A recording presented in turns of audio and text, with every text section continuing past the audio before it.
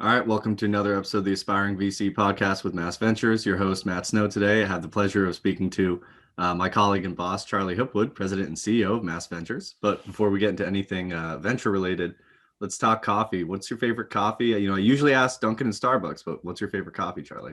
Yeah, and it's funny, Matt, because you've never been in our office before and seen what I drink on a regular basis, but I see you with your Dunkin' cup just about every day on our daily stand-ups. So those who know me know I don't like to spend a lot of money on things, so I don't do either Dunkin' or Starbucks. I've been a devout Folgers person for 35, 40 years probably. So I have my 5-cent cup of Folgers in the morning with my French press, and I'm good to go by 5:30 in the morning. It's a good routine. You got it down pat. Let's just do a 2-minute summary on yourself and MassVentures for anyone who doesn't already know. Yeah, so I joined MassVentures about 4 years ago, and I took over running MassVentures about a year ago. Prior to that, I had 3 startups that I co-founded and ran through to exit. And prior to that, I had a pretty traditional start to my career for somebody who graduated college in the mid 90s. I went to JP Morgan for 4 years. I went to business school at University of Chicago. I worked at what at the time was one of the largest startups ever, Level 3 Communications out in Colorado. That was a $14 billion startup. And so did that, but, really got the entrepreneurial bug in 2003, started my first company then. We pivoted from kind of a real estate technology firm to a real estate private equity firm. And that went public as a REIT in 2011. So that was a pretty good run through a pretty terrible time in the real estate industry. And that's where I really learned everything about entrepreneurship. And then I started a fintech company in 2011 that was funded by Founder Collective and General Catalyst. And that was an okay result. It was not great in the end, but we did have a small exit. And I ran that company for a little while, and then had a third startup that never really got off the ground, that I never really got funding for. And the opportunity to join MassVentures presented itself at that time. And, my wife's also an entrepreneur and I'm an entrepreneur. And it was just time for one of us to say, hey, maybe we need to get off the roller coaster a little bit and make sure that we can save enough for college and retirement and other things. And so the opportunity to join MassVentures came along, and I jumped at it. And MassVentures, those that don't know, we're actually one of the oldest and longest running venture capital firms in the world. We've been at this for 43 years. There's a couple of things that make us really unique. One, we run an evergreen fund. So we're still reinvesting dollars from 1978 and doing it very well. We've actually had almost half of our investments over 43 years have achieved a positive return. So we are a very well-performing fund, even though we're not IRR driven. We're much more long-term investors as an evergreen fund. And our funding comes from the Commonwealth of Massachusetts and some from the federal government. So we don't have traditional LP structure, but I do report up to the legislature and the Secretary of Housing and Economic Development in Massachusetts. And we've always been a mission-driven investor, really trying to identify capital gaps, invest where we're needed. And we're not passive capital at all. We're very active, and that's what attracted me to MassVentures. Everyone on the staff has experience in startups and other things, and so we try to really provide a lot of value to our founders, even companies we don't fund. We try to provide a lot of assistance to help them increase their probability of success. And do you want to, I guess, for any listeners who don't know the concept, do you want to explain like what a venture development organization is, if you like that term for describing like the firm and everything? Yeah, so venture development organization is really this concept of doing more than just venture investing. We're meant to be an economic development organization. We're meant to we're not just making investments. We're spending a lot of time in the ecosystem, trying to help elevate the ecosystem, whether that's in Boston and Cambridge or outside in other communities in Massachusetts, like Fall River and Worcester and Springfield and Lowell. Spending a lot of time just meeting with entrepreneurs, giving them feedback on their pitches, making introductions to potential co-founders, to potential investors, to potential partners and customers. And so we spend probably a third of our time just doing that, just trying to help elevate the ecosystem. And then, once we make an investment, we do try to spend significant time really driving value. We look at our role as we're seed stage investors. So our role is to help stand up companies. And then our role from there is to help grow those companies so they can attract additional outside capital and really start hiring employees. And that's how we're measured by the Commonwealth of Massachusetts, is companies created and retained and jobs created and retained. And we've done a really good job of that over 43 years. And then I'll add that in addition to the venture fund, we run, I don't know how many other capital, I think it's 6 other capital programs right now. So we have grant programs where we don't have any equity holdings at all. It's purely non-dilutive capital that we give to companies. We have several programs like that focused on clean energy and on SBIR funded companies. We run a revenue-based loan fund for companies that are just looking for kind of that bridge to between the seed and the A. We helped run a life science seed fund for the Mass Life Science Center. So we actually in total run 7 capital programs, and then we run 3 programs that we call MV Accelerate, MassVentures Accelerate, which really helps those companies grow. So it's our version of an internal accelerator. So we have MassVX, where we really try to help identify senior leadership for these companies, whether that's at the board level or C level or just advisor level. And we have about 500 volunteers in that organization to help companies. We have a commercialization academy, which is an online resource for mostly first-time founders on go-to-market strategy and pricing models and product-led growth and things like that. And so we really look at our accelerator program. We also have the partner program, which is free resources and from service providers and technology companies to help really get these companies off the ground and give them all the tools they need to be successful so that they can really focus on developing their technology and working on their go-to-market strategy and hiring employees and that sort of thing. And I know we hit on a number of these points earlier, but do you want to dive in a little deeper on the experience and your origin story of being an entrepreneur multiple times, what it took to get some of these companies off the ground, and then how that kind of pulled you into investing? Yeah, it's amazing when I think about it. I started my first company in 2003, and it was myself and a guy named Ben Butcher. He was really the lead, and I was just soaking up as much knowledge as I could from Ben because I was, maybe 2 years out, a year out of business school at that point. Still didn't know much even after working at JP Morgan for 4 years. And so I really leaned on Ben to really learn about entrepreneurship. But back in 2003, it took a lot to get a business off the ground, right? Today, you can stand up a B2B software company with very little. There's open source software. There's, all sorts of people who want to help you. You can build it virtually, right? Everything right now can be virtual. I mean, we spent a lot of money just on office space. And I remember trying to come up with the funds so that we could just create our business card, right? It was hundreds of dollars back then, not free. You can do free now. And we were kind of on our own. There was no ecosystem. There were no nightly events where you learned about pitching investors, and there were no nightly events where you could just meet people in the ecosystem who would help you. It was really every entrepreneur for themselves. And in fact, it was a little bit worse than that, in that, we pitched our idea to 3 different people who in turn stole our idea and tried to create a copy company. Now we knew what we were doing better, and ours did better than theirs, but it did create competitors. We created our own competitors by pitching some real estate private equity firms that said, hey, that's a great idea. We'll do it ourselves. And so getting that business up and running, I mean, it took us 1.5 years to raise capital. We finally raised some seed funding at the very end. We gave up about 1/3 of the company for about $500,000. So a little bit different in terms of pricing back in 2003 than today. $500,000 today is a simple friends and family round or a pre-seed round, and it might be on a note or a safe with a cap and maybe 20% discount to the next round. Instead, we gave up 1/3 of it, but we were scrounging, trying to figure out how to build up our customer pipeline. It was just 2 of us, improve that we had it, because nobody believed we could do what we could do. And so we really had to prove them. I actually got down to my final $2,000 in my checking account. I had $103,000 of student loans hanging over my head. I started packing up my apartment in Boston, and in case I needed to skip town in the middle of the night. But ultimately that didn't have to happen. But I did. I have a lot of respect for entrepreneurs because I know the sacrifices they make because I made them as well. I basically lived on peanut butter for a month.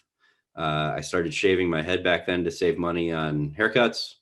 And I was probably the first person to cut the cord back in 2003. I got rid of cable TV because I couldn't afford it. And so I was actually an avid Netflix subscriber then. I would, back when they'd send you the discs, and I'd watch all three in the same night or in 2 days and send them back. And so I was getting like 30 movies a month to keep me for my $10 or whatever. So that's what it took. It was hard.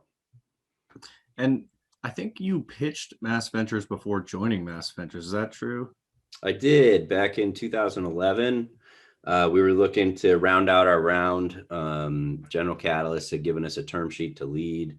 And so I pitched. Dina Ruthier was the MassVentures person back then. And we were not successful in getting an investment. We were terrible at explaining what our business was. We were just, it was a complicated fintech.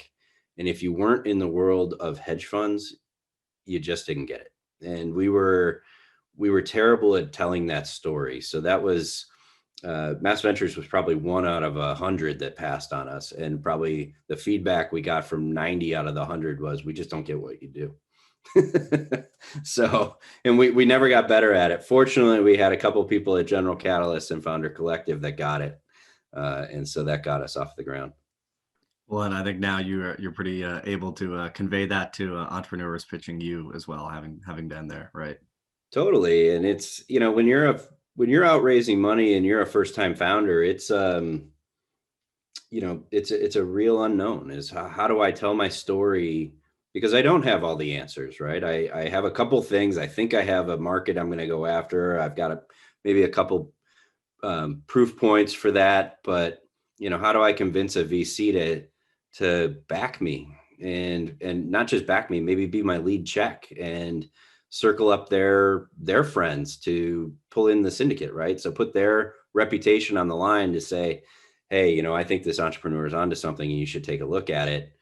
Because we all know that it's more likely to fail than succeed. And so how do you get a VC to trust you, to back you and promote you?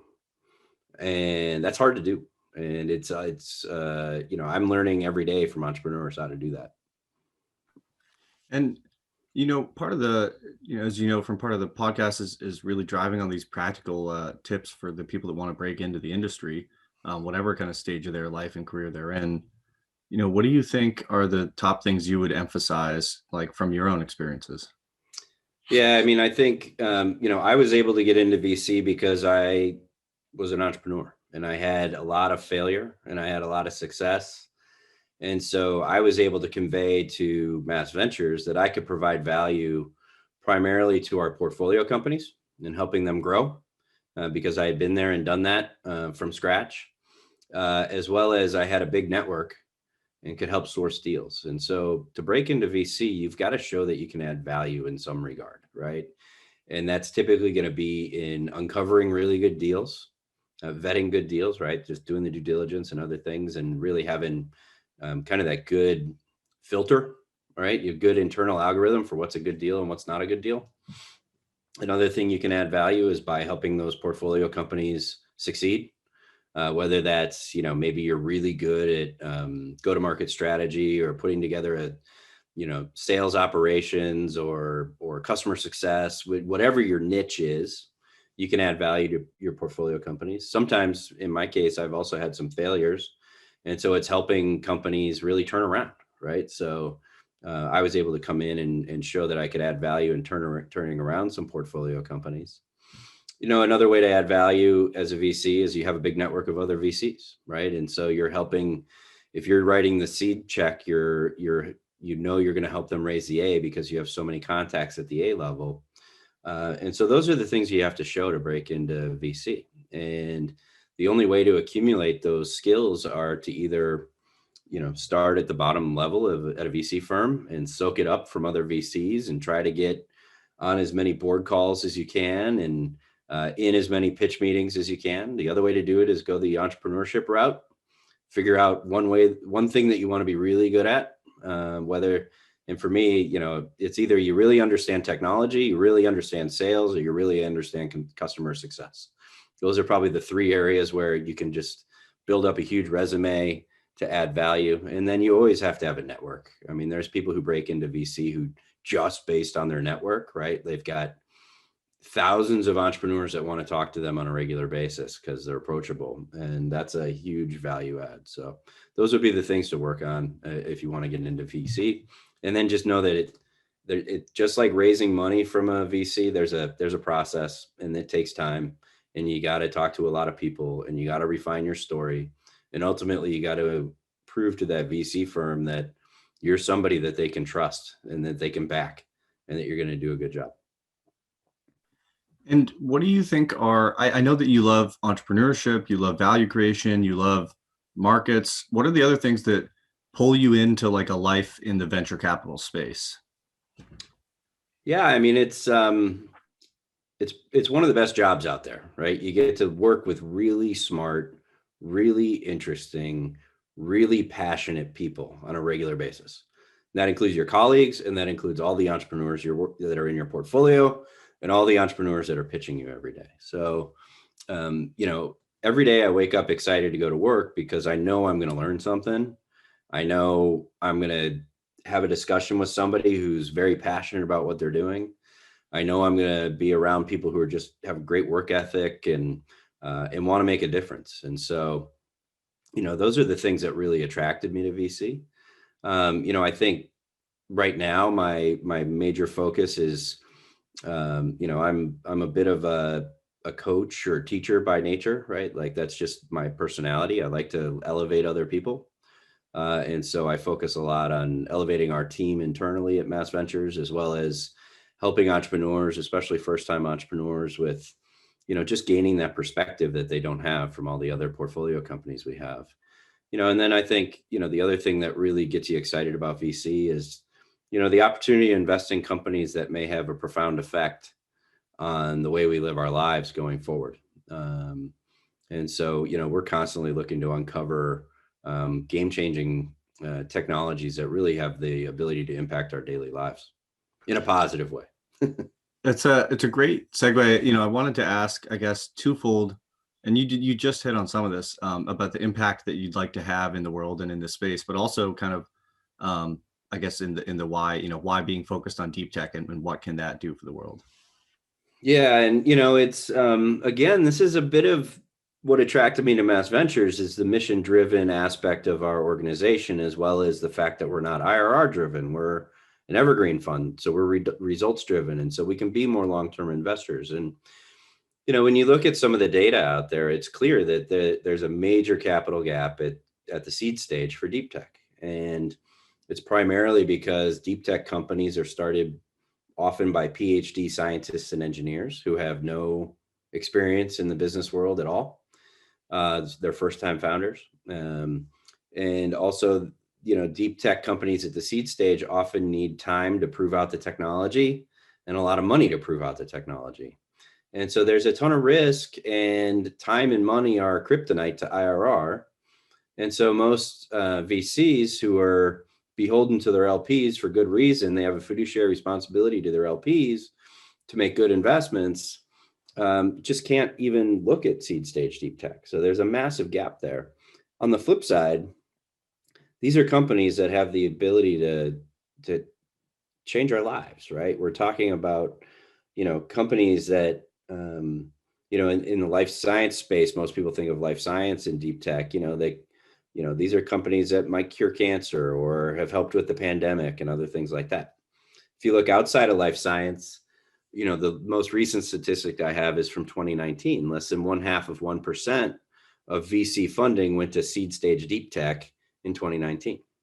And we're talking about companies that are really making advances in technical advances in AI and quantum computing and advanced materials and advanced manufacturing and robotics. And, it's just an opportunity to fill that capital gap as a mission-driven investor, find the handful of like-minded investors that are out there and try to pull together investor syndicates as well as non-dilutive capital, right? There's a lot of federal grants and state grants and other things that we can pull together to de-risk the deal, get it up to the growth stage where there's a ton of investors who are ready to ride the wave of, they say, okay, you've de-risked the technology. You've proven that there's a real market pain and the customers want this and they'll pay for it. Then the series, the seed round might be a $2 million seed round that lasts the company through 2 or 3 years along with grants. And then the series A is a $50 million round to really accelerate growth. And so it's just exciting to be on that very early stage. And I guess MassVentures can take some of the risks that some of these other funds can't. And the benefit of that is any one of these companies that the firm backs could create, one of the more consequential developments of technology that we've had in the past 100 or so years, right? For sure. I mean, Gingko Bioworks is over my head right here. They came to us 9 years ago, I think, for our grant program.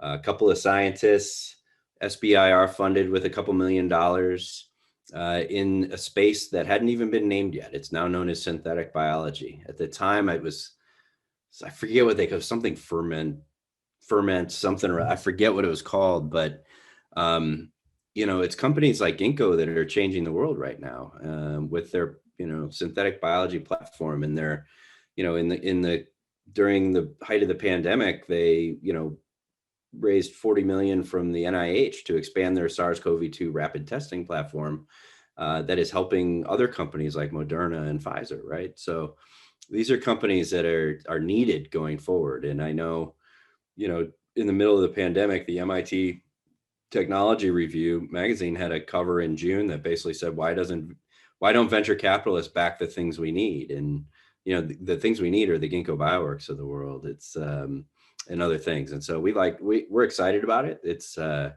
tough space to be in. That's why the engine calls it tough tech. It's tough on the entrepreneur, it's tough on the VC, and it's just tough technology. But that's where we want to be and where we want to play. And we think it's a great space to be in, frankly. Totally. And I guess a real quick plug, something I should have mentioned earlier. I mean, Gingko, for example, got like a $1.1 billion loan, which really contributes to kind of the amount of leverage that MassVentures can get on subsequent capital that comes into these companies. Do you want to hit on the subsequent capital leverage and the jobs leverage that comes post-investment? Yeah, it's funny, right? MassVentures, our metrics are different than most VCs, right? Most VCs are reporting to their LPs, how many investments they made, how many they round tripped, what the IRR was, what the return on invested capital was. We don't measure that at MassVentures. As an evergreen fund, we measure private capital leverage. So the amount of private capital that co-invests with the MassVentures public, I can't see my fingers, public dollars.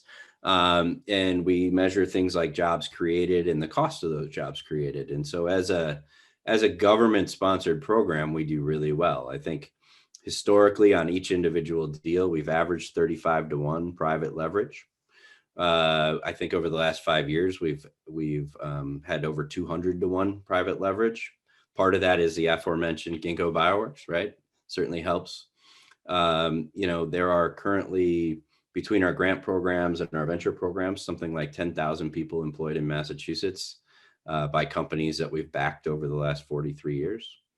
And we've done all this on very limited capital. We don't get regular funding. We've received about $13 million over 43 years, most of that back in the 70s and 80s to create all those jobs. So on a dollar basis, it's a really great program overall. So yeah, it's interesting when you're a venture fund investing at the seed stage. Most venture funds wouldn't be thinking, oh, how many jobs are we going to create?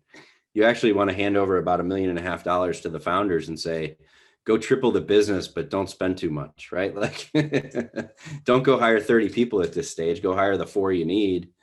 But we kind of look at it as, again, we're standing up companies and then we attract private capital to create jobs. And Massachusetts is a leader in innovation because of programs like MassVentures. And, we play very friendly in the sandbox. We're friendly with all the VCs and all the lenders and all the big partners. And so we're able to help pull together and create a lot of create a lot of value. I think there's a lot of value add from MassVentures beyond just IRR.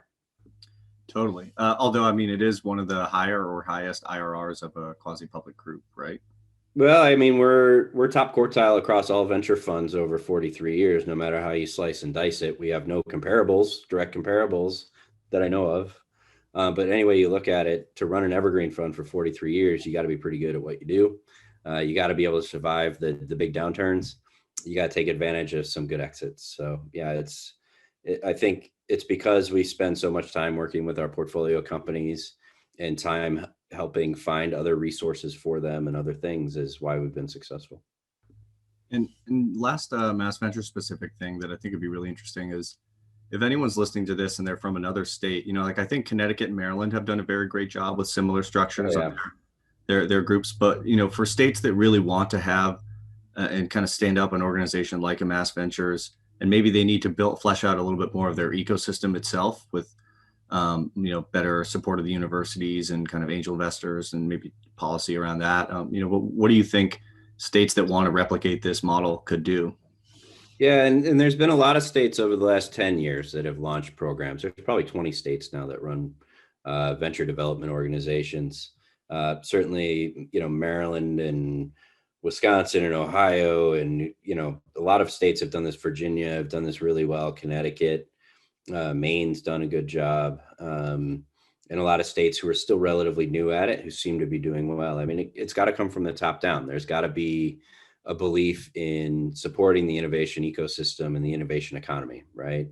And that's got to be, it can't just be done through just making grants and investments and being hands off. It's got to be providing the right support for those entrepreneurs so that they can be successful.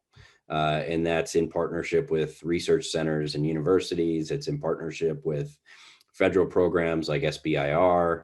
It's in partnership with local successful business people who can say, hey, here's how you should think of sales, and here's how you should think of marketing, and here's how you should think of customer success. And so it's really got to be an ecosystem wide effort. I think, MIT coined the term years ago, the innovation orchard. And that's about bringing together universities, federal programs, state programs, and like-minded investors to support early stage innovation. And that's what it takes, is that innovation orchard. And so we've had that in Massachusetts for 43 years, and a couple states are not far behind us, but that's what it takes. It's that innovation orchard. And I think you have some articles that you put on the MassVentures site and that have even been put in groups like Boston Inno and Commonwealth Magazine on this, right? Yeah, I mean, it's something we firmly believe in, and we just want people to know that we're out there. I remind people all the time that we play really friendly in the sandbox, and our mission is to support entrepreneurship. Yeah, we want to have some big exits along the way, but even the 1.5x exits are wins for us, which is also something fun about being at MassVentures, right? It doesn't, not everything has to be 20x, and we don't sacrifice a couple companies that are doing okay just to focus on the ones that are doing really well, because a company that's doing okay still employs 30 people, and we might get a 1.5 to 3x return on our money and be able to invest in 2 or 3 more companies. And so that's a win for us. Totally. And I think maybe some other investors might force those companies to, smash on the kind of gas pedal and drive it into the ground if they can't get that 10x return, right? So you can kind of avoid some of those unnecessary burnouts. Yeah, you see it happen. And, I get it. And there are entrepreneurs that need to be pushed as well, right? There are entrepreneurs who don't step on the gas enough. And it's great to have VCs who say, no, you're at the pivot point where you just raised $5 million and we got to go for it. And we got to know if this is really going to work or not. MassVentures can be there to be a little bit of a counterbalance to that, supportive in that, but also a counterbalance in, hey, let's make sure we have enough runway in case anything goes wrong. Let's work on how we might be able to supplement what we're doing with some partnerships and some other strategies for maybe pulling some capital in early and other things like that. So yeah, it's an interesting game because there's so many unknowns in venture and in entrepreneurship. Nobody knows what the right strategy is when they're making the decision on what strategy to follow. So it's a lot of it is just having that perspective of, okay, we're stepping on the gas, but the road's starting to get a little icy, right? Like maybe we need to pull back a little bit, or hey, we're stepping on the gas and wow, we're passing a lot of people and this car's humming along. Let's push down the pedal a little bit further, right? Or telling entrepreneurs like now's the right time to, take 2 weeks off and go on vacation because your stress level is, you've been gripping the steering wheel too tight for the last year and a half. So let's take a pit stop, right, and refuel. Yeah, it reminded me of was it like Donald Rumsfeld who had that unknown unknowns quote about like the Iraq War or whatever that became kind of a general business strategy term later. Yep. Yeah, I can't remember the exact quote, but I know what you're talking about. Yeah. Like you know what you know, you may sometimes you know what you don't know, but then there's the unknown unknowns, and that's where you really get into trouble. Yeah, and venture and entrepreneurship, it's all unknowns, right? Like you can pattern recognize and see like, oh hey, this company used this playbook to expand their sales, and you're in a similar adjacent market. You should consider the same thing, but maybe that adjacent market isn't even the right market for you to be going after in the first place. Maybe your ideal customer is over here, just waiting. Totally. And I guess, one more thing that I think would be interesting to hit on is I know that you really emphasize for founders to push on go to market and commercialization and sales, especially when they're technically focused, to not lose sight of the fact that these are businesses and they need revenue and you need to sell. Do you want to hit on that a little bit before we go into the rapid fire stuff? Yeah, and it's especially important in deep tech because you have so many very, very bright scientists and engineers who are founders, and they're very much want to fine tune their science and their technology. But at some point, and it's scary as an entrepreneur to get out there and to test and see if your ideas are right or wrong, right? Like you're going to get rejected by more customers than you're going to get accepted by. You're going to get rejected by more VCs than you're going to get accepted by.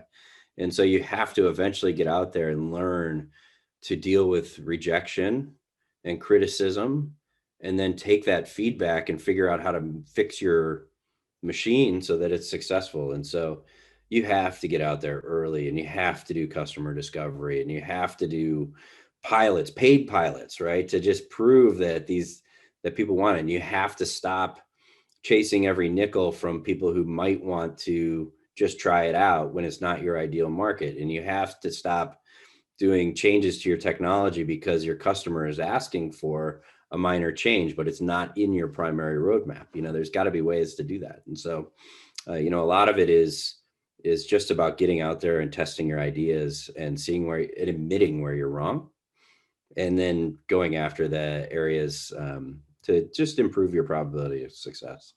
It's hard. It's fun though, too. Yeah.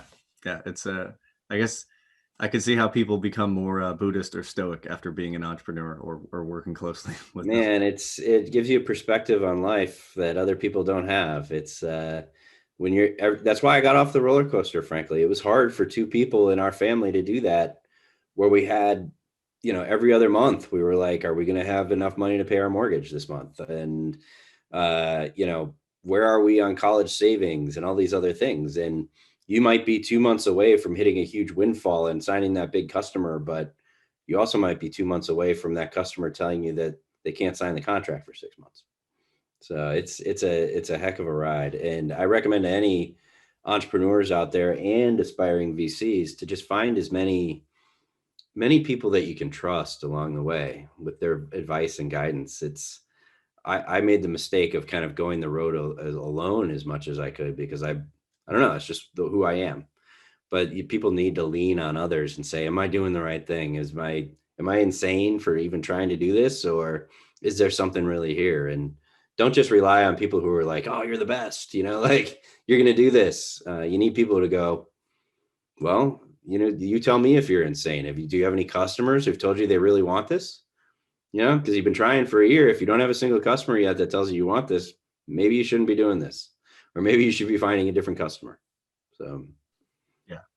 And I think that's a lot of kind of the advice that, MassVentures can be that candid with people and be there at the beginning stages, even if it's not for an investment, just to help people understand how are they positioning and where should they be going. So I think now is a good time to do some of these rapid fire ones. Sure. The first one, who has been one of your most important mentors? And is there something you remember that they said or did that still stands with you today? Yeah, it's funny, like I just mentioned, I never really relied on a great mentor or a great advisor along the way, but I've always surrounded myself with really smart people.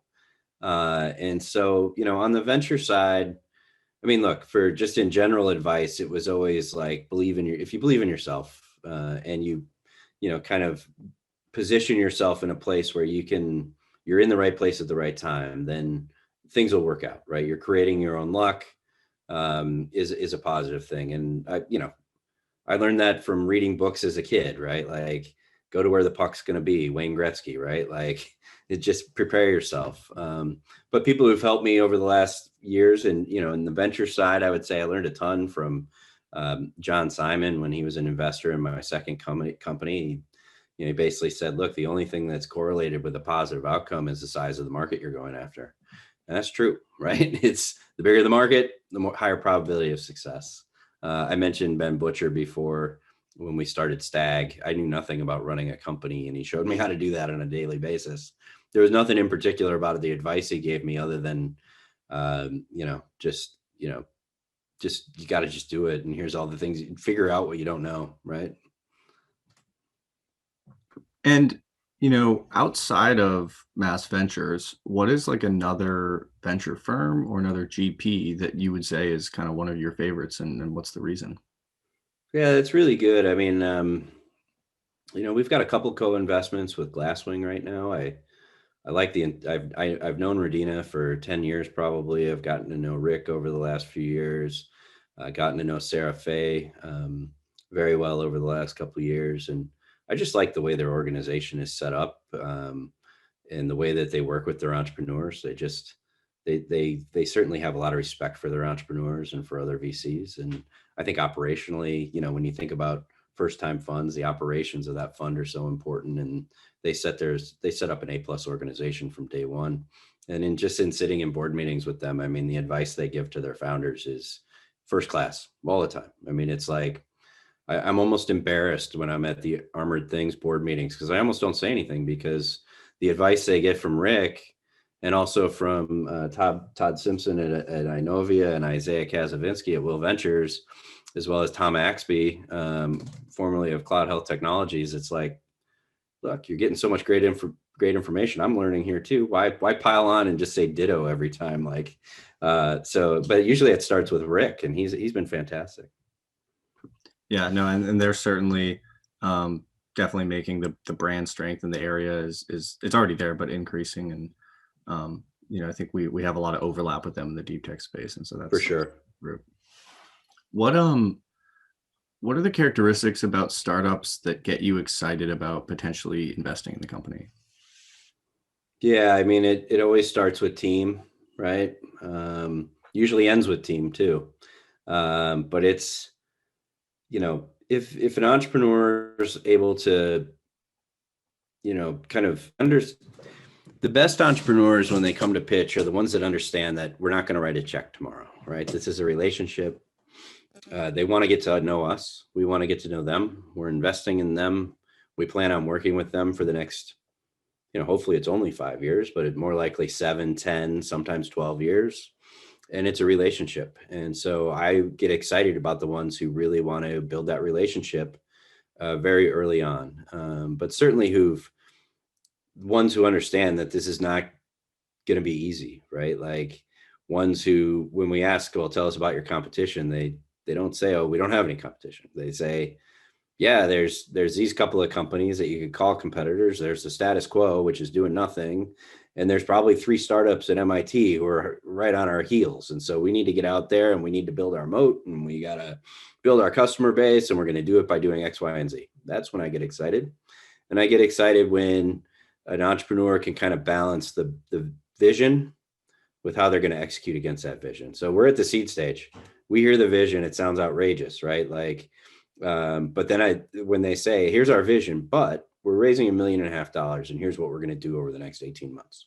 We're going to hire a CTO. We're going to hire a head of sales. We're going to test this market, and this market. We're going to pick which one is going to be our beachhead. We're going to just determine that by qualifying our customers by doing X, Y, and Z. And then by the end of that 18 months, we're going to have X dollars of ARR, and we're going to go raise 5 million from these 5 Series A investors that we've targeted because of A, B, and C. That's when you get excited, right? Like a simple pitch like that, you're like, all right, I want to go on a ride with these guys and women. It's like you want a 1/3 Army general, 1/3 mad scientist, 1/3 great salesperson, and totally. It's and it stands out, right? If I see 300 pitches a year, there's only 20 that really, you're the first time around, you're like, whoa, we got to dig in here, right? And it's the other 280 are usually just telling you, oh, okay, here's what we've accomplished, and we've got the best technology because of X, Y, and Z. And they have no concept of how hard it's going to be to go forward, and they have no plan for doing that. So, and I know we've talked about this a lot, just one-on-one, but for the listeners, what are some of your favorite like books and related to the tech and venture space, and some of the podcasts and blogs or news sites that you like to go around? Yeah, I mean, it's unfortunate. Prior to the pandemic, I took the commuter rail to work, and so I always had a half hour every day just to myself each way to read and listen to podcasts. And I haven't had that in the last 14 months or whatever it's been. And so my reading has definitely been down, and I haven't listened to a single podcast in 14 months. But, look, I learned a ton from 20-Minute VC back in the day when I was trying to figure out exactly what type of VC I wanted to be. I think that is a tremendous podcast for any aspiring VC that's out there. Books, look, I learned a ton from anything from Jeff Busgang, right? Brad Feld. They're good writers. They break it down very simply for anybody. They're good books for entrepreneurs or VCs, which I think makes sense, right? But the books that really stick out for me right now, $1 Trillion Coach, about a guy named Bill Campbell, who was, an advisor to the guys at Google and Steve Jobs and others. And it just gave me the perspective that, wow, even the most successful entrepreneurs relied on advisors, right? Like, even when their companies were worth hundreds of billions, right? Like, they were still relying on advisors. So every founder should be relying on advisors. And then the other book that really resonated with me was The Hard Thing About Hard Things, Ben Horowitz, mostly because of the way team is so important. And he really breaks down how you should think about hiring. And his advice on hiring is second to none. And to the point where I basically did my own Cliff Notes version of his chapters on hiring, and I broke it down into a couple pages, and I keep it on my desk or pinned to my wall, so I can refer to it all the time, so that we can hire better at MassVentures, and so I can help our portfolio companies hire. So hiring's probably the most important thing there is to getting your business to be successful. So I might as well learn from the best, and Ben Horowitz has the best advice out there for sure. Absolutely. I would say he's done pretty well for himself, and the firm has as well.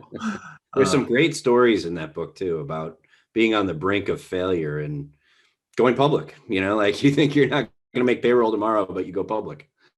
So yeah, there was I think it was Roblox, and I don't know if this is an example. I don't know if they were going to go down, but there is this chart about Roblox revenue, and I think for a while a bunch of the VCs were starting to lose faith in it, and it was kind of flatlining. And then there's just this insane exponential curve, and now it's something like, I don't know, like 20% of their target market users, or 30% of like the kids in that market are using the platform. And so it is amazing how these things can just take these wild, like we're talking, the kind of Buddhist stoic thought is what you need to have on this stuff. It could be great. This could be horrible. I don't know what's coming. Roblox was just waiting for my son and all his friends to be born. They are the power users. Yeah. So this outro question, really love this one. Took it from Tim Ferriss. What is a purchase of $100 or a couple hundred that's had outsized utility or happiness in your life? That's a great question, and for someone who doesn't spend money very much, it's a really tough question. I think those small purchases that have a meaningful impact usually have a meaningful impact to the 2 or 3 things that really make you happy in life, right? And so The things that make me happy in life. I love cooking. It relaxes me. I enjoy drinking wine while I cook. That's probably why I enjoy cooking more so than anything. I love playing golf. I love coaching sports. So the one thing in there, I mean, golf, there's nothing under $100 that I bought anytime recently. And for coaching sports, I definitely spend way too much money on things like that. But for cooking, I bought a sous vide about 5 years ago, and it was game changing. And it was $100.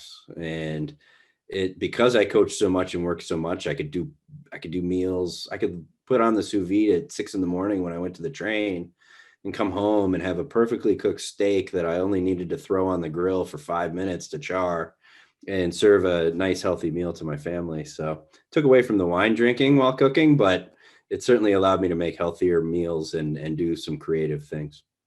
That's definitely sounds like a fair trade-off. Yeah. So I want you to definitely promote yourself. Where can the listeners find you online? Where are the best places to interact? Also talk about maybe Fundable Founder as well.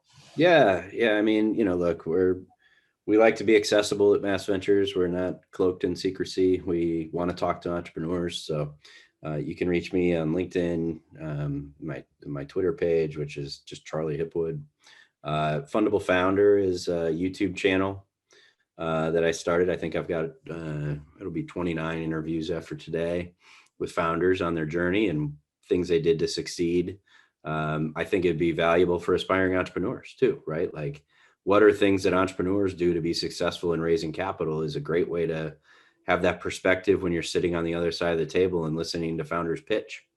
So that's you just Google the Fundable Founder on YouTube and you should be able to find it. But yeah, we're very accessible.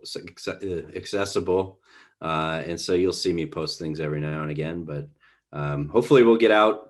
We'll be in public spaces again soon, because I do speak on a lot of panels and a lot of pitch competitions, and it's amazing how few people actually approach me afterwards. It's always the same 5 people at every event, and those people are memorable. And there's always 40 or 50 more that you wish came over and talked to you, right? So feel free to come up anytime, as long as we're all vaccinated and it's safe to do so.